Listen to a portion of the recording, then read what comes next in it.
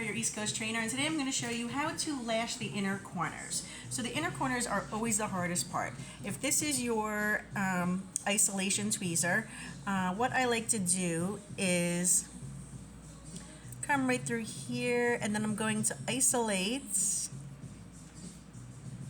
Then I'm going to pick up a lash, pretend I'm picking up a lash, and then I'm going to have my hands behind her, and I might even move my wrist up more than I normally would. And this is the most important part. I'm going to rotate my tweezer straight up, and then I'm going to place the lash here. If I come in from this way, I can never get to the lash. It's always going to be at a weird angle, and the bases will never attach correctly. But if I rotate up, I'm right there. You can also turn the head, and then I can move my body to the side and isolate, and then also come in and rotate my tweezer up with my wrist behind her eyebrow. This way I am never touching the nose. If you're coming in like this, it's very uncomfortable, or resting on their nose like this, it's very uncomfortable to the client. Plus our wrists don't go like that. That's ergonomically incorrect, and you will always be in a lot of pain with your wrist. Your wrist is always straight like this, and so just that little tip, I'm going down on an angle,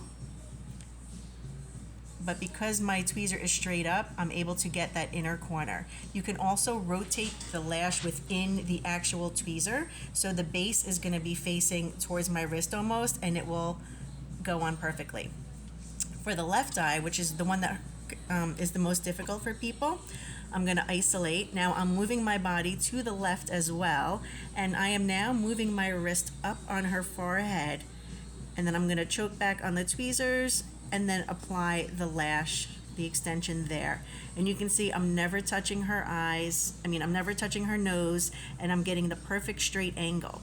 If I were to keep my tweezer like this still, how can I ever get in? And people coming like all different crazy angles, that will really shorten your lashing life if you're constantly tilting your wrist like this, and then they'll come in like this, and that's really uncomfortable for the client.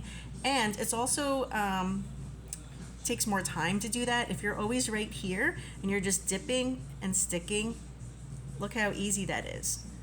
It's right up there. So it's all about moving your wrist up on the client's forehead and rotating your tweezer, and sometimes rotating that extension within the tweezers. To do the outer corner, you may or may not tilt their head. Again, I'm going to move my body, and I'm going to go and get this little baby lash out there, and then I'm going to put my wrist, see how much of my wrist is on her forehead, and I can get that easily.